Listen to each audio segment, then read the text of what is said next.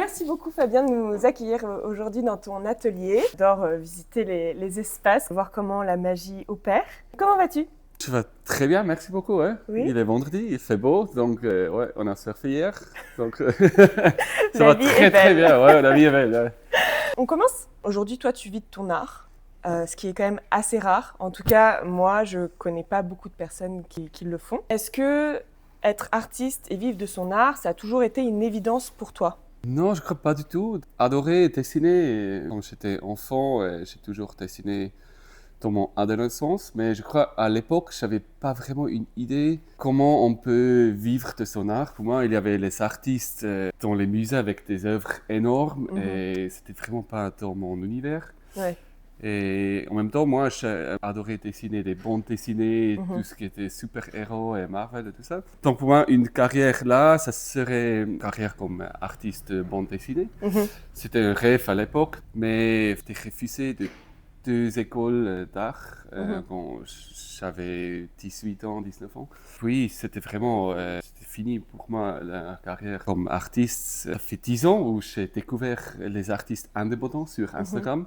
Et c'est vraiment là où je me suis rendu compte qu'il y a vraiment une autre face à Un monde devenir. parallèle. Ouais, c'est ça, ouais. Et c'est quelque chose que ouais, je ne savais pas du tout avant. Ouais. Quelque part, c'est Instagram qui t'a ouvert les yeux sur cette opportunité-là. Ouais, c'est ça. Je trouvais génial à l'époque. C'est vraiment, j'ai découvert des artistes. Ils sont dessinés avec des stylos sur une feuille de papier A4, vraiment très simple. Vraiment pas ce que je fais aujourd'hui. C'était le moment où je me suis dit que, alors, il y a quelque chose là et il faut que je me lance dedans. Donc, si je remonte à ton tout début, à quoi ressemblaient tes peintures? On revient à 10 ans. C'est la première fois que j'ai vraiment commencé à poster sur Instagram. Et c'était vraiment des petits dessins, un peu les super-héros, tout ça. Et en même temps, j'avais cette idée de créer quelque chose autour de passion, le surf et l'océan, tout ça. Donc, j'ai fait sur Instagram, c'était Spider-Man. Et le jour après, j'ai dessiné une vague. C'était avec des stylos, des lignes. Ouais, plein de lignes, non? Plein de lignes, ouais, c'est ça. Mais aussi, en même temps, dessiner des animaux un peu caricaturales, ouais. Donc, j'ai vraiment, ouais, j'ai fait un peu tout. Donc, le style aujourd'hui pour lequel on te reconnaît, c'est venu il y a combien de temps, tu dirais? Sur 5 ans. 5 ans. Ouais, en fait, ça s'est développé par hasard. J'ai vraiment, j'ai expérimenté beaucoup pendant les 10 ans. Je crois que c'était un moment où je suis resté avec les lignes fines pour assez longtemps. Mais à ce moment-là, j'avais vraiment envie de créer quelque chose un peu plus brut, moins détaillé et plus coloré. C'était pour une commande, pour des illustrations dans un livre. J'ai commencé à casser les lignes un peu. Et c'est ça où j'ai commencé à créer ce style que je poursuis. Tu as trouvé ça intéressant? Ouais, ça fait 5 ans. C'est vraiment quelque chose qui est représentatif, je trouve, de ton art et je trouve que tu arrives vraiment à le décliner de plein de manières différentes. Je trouve ça hyper intéressant parce qu'on pourrait se dire, bon, ben, on se lasse, c'est bon, on a fait le tour de la question et en fait, non, tu arrives toujours à surprendre en fait avec des nouvelles couleurs, des nouvelles associations, des nouveaux motifs que tu crées avec finalement le même tracé, nous décrire quelque chose de complètement différent. Et ça, je trouve ça vraiment intéressant. Moi, c'est vrai que la dernière fois, quelqu'un nous avait posé la question de comment tu décrirais ton style d'art. Et moi, j'avais répondu vraiment le néo-impressionniste. Parce que le côté de la touche vraiment visible, voilà, ce côté-là très, très brut. Ouais, je trouve ça dur en fait. Expliquer mon style d'art, ça commence avec les vagues. J'ai toujours envie de en fait, peindre des autres motifs. J'aime bien randonner dans la forêt et tout ça. J'aime bien être dans les montagnes. Et donc, j'ai toujours envie de transférer ce style pour un autre motif. Ça reste un défi aujourd'hui. Par exemple, j'ai jamais arrivé à peindre une scène en hiver que c'est assez satisfaisant jusqu'à maintenant. Donc, ça prend du temps. Mais il y a beaucoup de tests. C'est parce que nous, on voit souvent le résultat final, mais derrière, il y a quand même beaucoup de recherches, il y a beaucoup de choses que tu ne vas pas garder, qui ne sera pas utilisable. C'est clair, c'est toujours beaucoup de frustration que tu ne vois pas. Mais ça fait partie du process. carrément, ça fait partie, ouais. Est-ce que, encore aujourd'hui, malgré le fait que ton style soit assez établi, tu arrives encore, voilà, tu disais par rapport à la neige, mais il t'arrive encore de pas du tout atteindre ton objectif, pas être content du résultat? Ouais, tout le temps, ouais. Je crois ça fait partie d'un procès créatif, tu vois. Tu as une idée dans ta tête et moi, je commence avec en numérique sur l'iPad, je fais des croquis parce que je peux jouer avec la composition et les couleurs, tout ça. J'ai une idée et des fois, je n'arrive pas du tout à en fait, transmettre ça qui est dans ma tête. Et ça arrive souvent et même avec des peintures finies, ça peut arriver que quelques jours après, je pense que c'est nul là. Et, ouais, je repeins tout ce que je fais. Ouais, ça arrive toujours. Aujourd'hui, je crois que c'est cool que quand je crée quelque chose, que je suis content même quelques semaines, quelques mois après. C'est là où je sais, ok, je vais vraiment créer quelque chose. Est-ce que ça t'arrive de parfois tester des choses que tu n'aimes pas du tout sur le moment et tu les laisses de côté et puis après tu retournes et tu te dis ah en fait c'était pas si mal? Ouais, ça arrive souvent. Abandonner beaucoup des styles, des motifs et ça arrive de temps en temps que je revoir quelque chose que je crée ça fait quelques ans et donc je me dis ah il y avait quelque chose là. Aujourd'hui j'aimerais bien parler des doutes qu'on a. On les a souvent au début lorsqu'on n'ose pas encore créer. Lorsqu'on n'ose pas encore se lancer.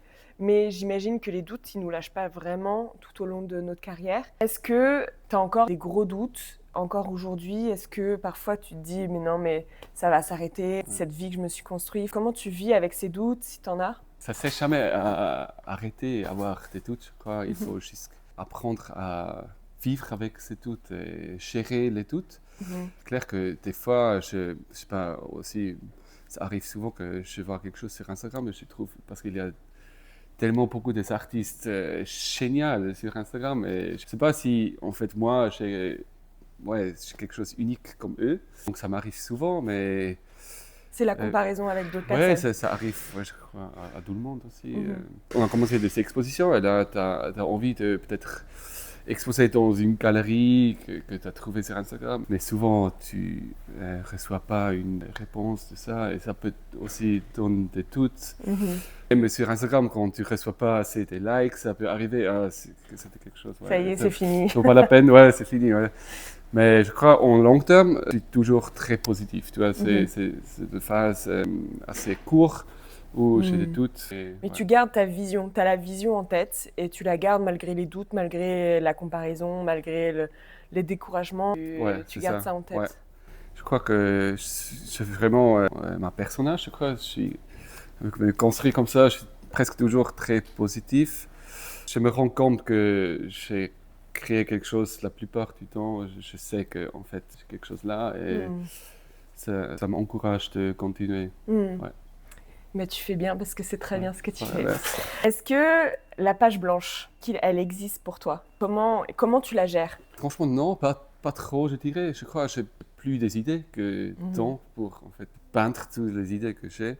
Mais ça qui arrive souvent, c'est que j'ai du mal à créer quelque chose que j'avais dans ma tête. Des idées qui ne marchent pas, des idées qui ne fonctionnent pas.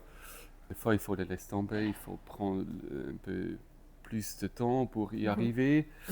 Et on avait l'exemple avec les scènes, le paysage en hiver. C'est vraiment le procès créatif c'est inévitable d'avoir des phases quand tu n'arrives pas à créer ça. Même chaque peinture, je suis jamais sûr que en fait je vais réussir. Oui. Mais ça, en fait, j'ai appris pendant les 10 ans que on peut faire des fautes, c'est totalement ok. Et si ça me plaît pas, demain je vais juste peindre quelque chose, une autre chose. Oui, rien n'est gravé dans le marbre en fait. Ouais, tu peux toujours effacer, repasser dessus. Ça reste pas pour toujours. C'est très normal aussi de créer quelque chose qui te plaît pas. On peut pas toujours créer quelque chose génial. On n'est pas des génies. Ouais, c'est ça. Tu disais que tu n'avais pas forcément de page blanche, le syndrome de la page blanche, mais tu avais un process créatif qui t'inspire d'un motif que tu as vu dans la nature, parce que maintenant tu maîtrises tellement tes tracés, ton motif, ton art, que quand tu vas dans la nature, tu le vois. Tu vois, ce champ d'herbe, tiens, c'est plein de tiges que je pourrais dessiner comme ça. Enfin, comment tu organises ton processus créatif? Ah, je crois j'ai plusieurs des sources d'inspiration. Ça peut être Pinterest, Instagram, quand je vois, je sais pas, une photo ou aussi une autre peinture, une combinaison de couleurs que j'aime bien. Je me laisse inspirer de ça et en même temps, c'est vrai que souvent quand on est dehors, on est à l'extérieur, quand on fait la course, une petite balade dans la forêt, les idées, ils me viennent. Des fois, c'est vraiment que je dois les noter sur le portable. En fait, c'est pas toutes les idées, ils sont bonnes. Mhm. Je abandonne beaucoup des idées.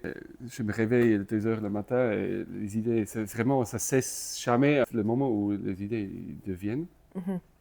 Mais je crois que j'ai vraiment beaucoup d'inspiration. Et ça, le plus tu crées, le plus les idées ils viennent. Tu vois. Tu ne Mhm. peux pas Oui, c'est une... épuiser la Mhm. créativité. Mhm.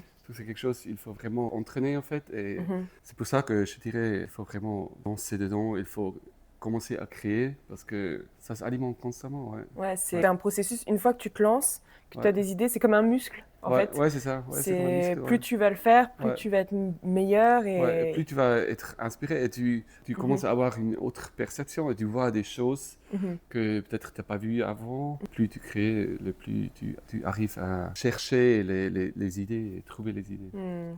Intéressant. Quand tu crées un tableau, qu'est-ce que tu essayes de transmettre? Est-ce que c'est une émotion? Est-ce que c'est un souvenir? J'essaie vraiment de transmettre une sensation. Ça fait peut-être quelques années, dès le moment où j'ai commencé avec les tableaux et Mhm. peindre les plus grandes œuvres, j'ai commencé à essayer de transmettre une sensation. Mhm. Parce que moi, quand je suis dans la nature, j'ai un esprit calme et je crois que c'est quelque chose hyper sain. Mhm. Et c'est quelque chose que je essaie de transmettre à travers mes peintures. C'est important pour moi. Avant ma carrière d'art, j'ai fait des études en écologie, c'est quelque chose qui est Mhm.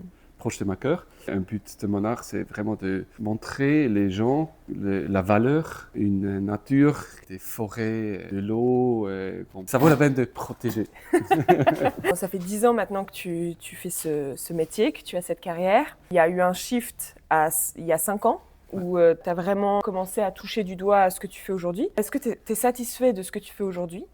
Et est-ce que tu sens qu'il y aura une évolution prochaine vers un autre style, vers quelque chose qui est différent? En gros, je suis très satisfait que j'ai en ce moment et j'aime bien penser dans une phase de 5 ans. Mhm. Donc en ce moment, on a des expositions et pour moi, j'ai commencé maintenant 2 ans, c'est vraiment de peindre sur des grandes toiles, c'est Mhm. quelque chose que j'aime bien. Et en ce moment, on essaie aussi de faire de petites installations, de Mhm. prendre mon art un peu au-delà Mhm. d'une toile. Mhm. C'est ça, j'essaie de poursuivre et Mhm. je crois qu'on a plein d'idées. Dans le passé, j'ai abandonné beaucoup de choses, même si ils ont fonctionné quand ils me ressemblent plus, je les ai abandonnés. Mhm. Je crois que ouais, il faut pas les abandonner, c'est quelque chose que j'aime bien faire aussi, j'aime bien peindre cette genre de Mhm. style que Là, quand je regarde dans l'atelier, là par exemple, je vois une toile sur un transat et je ouais, me dis waouh, mais ça va être un motif de transat?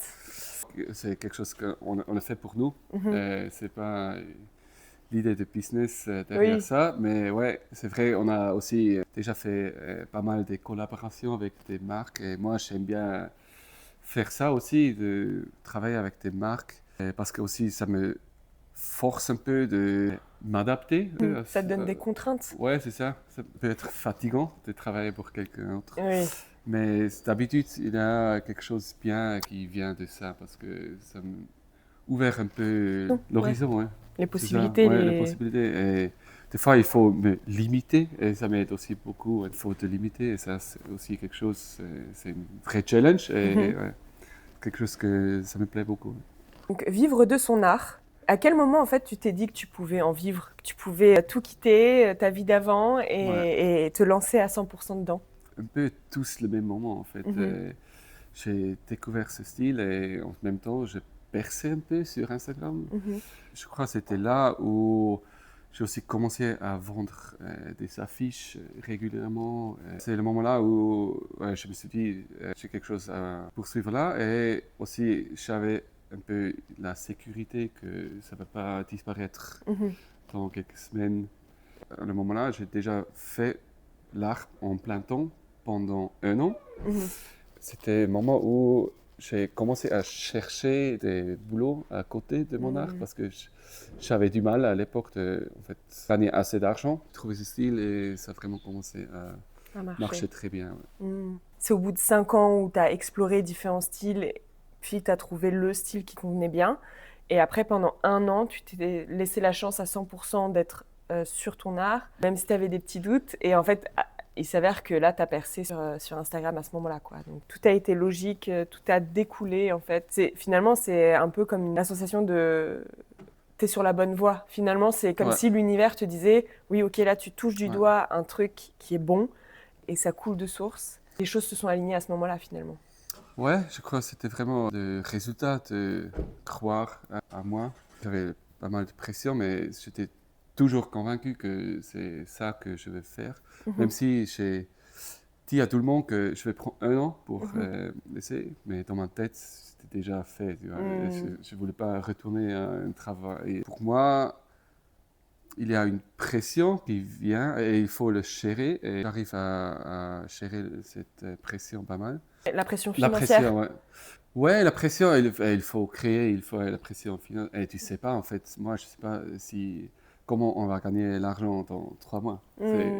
Toujours, il faut... Ouais, ça, c'est mon stress. Ouais, il faut débrouiller. Ouais, c'est quelque chose que... Strength. Une force. Une force. Et pour moi, je crois, l'idée était toujours beaucoup plus stressant de pas vivre de mon art. Tu vois, c'était toujours être forcé de faire quelque chose que j'aime pas du tout. Moi, j'étais toujours ce mec-là que je savais jamais ce que je vais faire. Je voulais pas bosser pour une boîte corporate. Ouais. Faire ça, c'était pire que faire ça et avoir des difficultés. Oui, c'est ça. C'est en fait, certes, en étant artiste et en se lançant, il y a énormément de peur qui vient avec financière, savoir quand est-ce que ça va s'arrêter. On vit aujourd'hui où la vie quand même coûte cher, donc c'est quand même un aspect qui est à prendre en compte finalement. Mais c'est vrai que si la peur de passer à côté de sa vie et de travailler en entreprise est plus grande que la peur de ne pas réussir ou de ne pas gagner son argent, bah, c'est ça qui est un vrai moteur finalement. Ouais, c'est ça. Et je comprends très bien que pas tout le monde veut vivre comme ça. Et je crois qu'il faut vraiment être... Je sais pas si c'est quelque chose que doit être fait pour ça, mais même si au début, même aujourd'hui, j'ai peut-être des nuits où je dors pas très bien. Et ça qui est très important pour moi, c'est j'ai toujours hâte de me réveiller. Oui. J'ai toujours hâte, même lundi. Il n'y a pas de Monday. Ouais, c'est ça. Il y a plein de... J'ai toujours hâte de me réveiller et de commencer le jour. Donc, je crois que ça, c'est vraiment... c'est encore une fois un bon signe, comme quoi tu es sur la bonne voie, quoi. Ouais. Ok, trop bien. Quel conseil tu donnerais à quelqu'un qui a envie de créer, mais qui n'ose pas, qui sent cette force, mais qui se dit, mais pourquoi moi, je serais capable de le faire? Qu'est-ce qui me différencie des autres? Je crois que ce que je fais bien au début, c'était que j'ai dit à personne que j'ai commencé à l'époque, mais que j'ai commencé à mettre mes œuvres en ligne. Mais aussi, Instagram, je le traitais comme sketchbook, tu vois, et j'ai dessiné chaque jour, posté presque chaque jour, et sans réfléchir trop. Et je crois que c'est ça qu'on vient de dire avant, quand tu commences à créer, les idées, elles viennent. Ouais. Il faut vraiment commencer. Se lancer, quoi. Il faut se lancer, et même si c'est que pour toi, je crois aussi, il ne faut pas peut-être attendre que tu as un style. Pas chercher la perfection, il faut juste se lancer. Et aussi, ça m'a pris 5 ans pour arriver à ce style. J'ai fait beaucoup de trucs et c'était nul, mais à ce moment-là, c'était moi. Et je suis trop content que j'ai fait ça. Il ne faut pas trop réfléchir, il ne faut pas avoir la peur de pas réussir. Il faut juste le faire. Mais je crois que quand tu es une personne créative, c'est toi le faire. Tu le ressentais déjà. Quand j'ai un stylo, je dois dessiner. Donc là, on a parlé des conseils à donner à une personne qui veut se lancer. Pendant le chemin, pendant le parcours, pendant l'aventure, en plein milieu, tu peux aussi avoir des doutes. Et quels conseils tu donnerais à ce moment-là à cette personne? Persévérer. Persévérer? Ouais, persévérer, je crois. Et peut-être aussi rester toi-même, tu vois. Parler de ça, que j'ai abandonné des styles qui ne me ressemblent plus. Et aussi, je crois que les artistes que j'adore le plus, ce sont les artistes qui ont toujours osé changer et de ne pas coincer dans un style ou une technique. Je crois que quelqu'un ça, je le fais pas mal aussi moi-même pendant les 10 ans. Et persévérer, je crois qu'avec le temps, tu vas arriver à quelque chose de nouveau et tu vas retrouver l'inspiration. Moi, j'étudie un peu tout ça, j'essaie de comprendre en fait les blocages, les moments où on n'est plus satisfait d'un style qu'on avait fait pendant longtemps. Finalement, quand ça arrive, c'est juste que tu arrives à un moment de transition finalement. Et que c'est quelque chose, je sais pas, une force extérieure qui te pousse à changer, à évoluer.